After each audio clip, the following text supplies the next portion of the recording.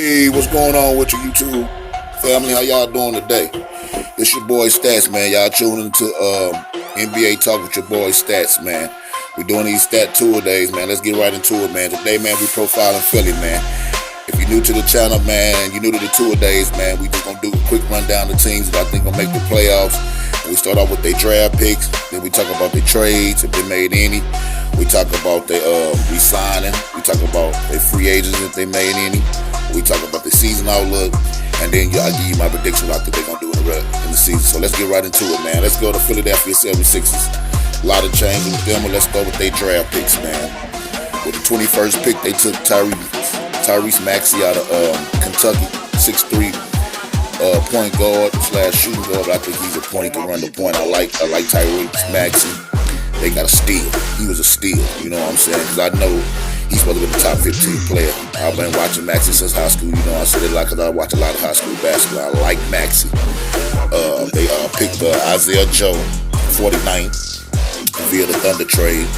And then they picked Paul Reed with the 58th pick. You know, both of them gonna be on two-way contracts. But the big draft pick was Tyrese Maxey. I think it's gonna help them immediately. So I like that. Let's move on to the trades. Now this is where they was shaking and moving. They still might got some shaking and moving, and we don't know what the James Harden gonna do, but they've been shaking and moving a lot in the off season. The first one, big one they had did the Terrence Ferguson, Vincent Poirier, Danny Green from the Thunder for Al Horford, a 2025 first round and second round pick. That was a big trade for both teams. I think that helps Philly out a lot because they definitely need shooting. So they helped them out a lot. And Horford, of course, you know, he helped out Thunder since they lost Steven Adams.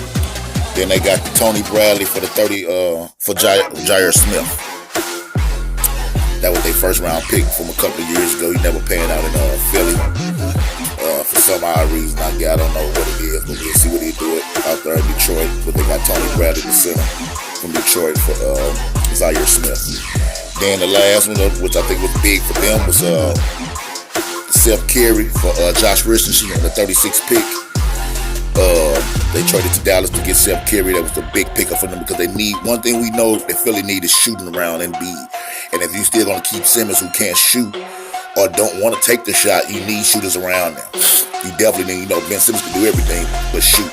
So you definitely need shooters around him. So I think that helped out with Danny Green, them acquiring Danny Green, and they acquiring Seth Curry. That definitely helped out their shooting problem.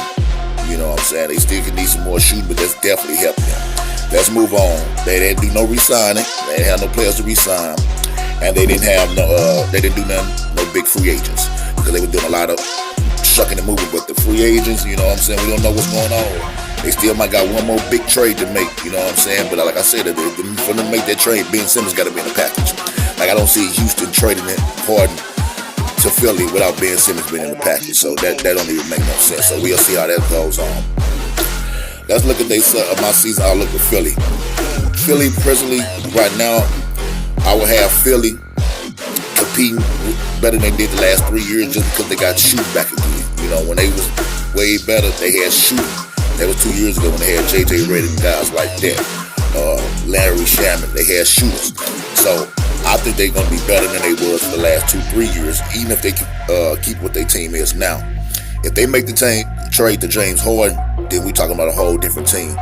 Then we talking about really competing in the East. I think they're going to compete in the East regardless. But I'm just saying with James Harden and Embiid, where you cannot double Embiid and you let him play one-on-one, it's scary.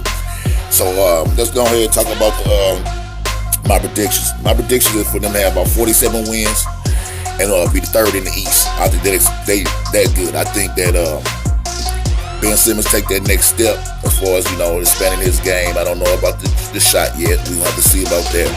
But if he get a decent shot, like I say things about Giannis, he ain't got to be a Steph Curry. If he get a decent shot, it's trouble. It's trouble in the East. You know what I'm saying? The East is I ain't gonna say it's up in the air, but there's a lot of teams that's vying for the top 4 spots. But I got Philly finishing third. It might change if they get James Harden. It may. Then they may be fighting for the top 2 spots. So we don't know. We're gonna see how that is. You know, like if you're new to the channel, man, hit that like, comment, subscribe. hit the notification bell, man. We like talking about NBA here. You know, we like to go back and forth about it. But like I said, man, here at Statsz World, man, we like to give our take. And I like to hear back from people. I like to hear what they got to say. I like to hear other people's opinions when I be talking about it, because I'm coming from my perspective. So let me know. Before we get out of here, we always like to profile the team we got coming up next. And the next team we got coming up next is them Clippers. You know what I'm saying? With a lot of disappointment they had last year, can they get back in the fold? Can they sit there and compete? Can they compete with the Lakers? Everybody want to know. Can they compete with the Lakers? And we will find out in the next episode or two, Statsz Two-A-Days.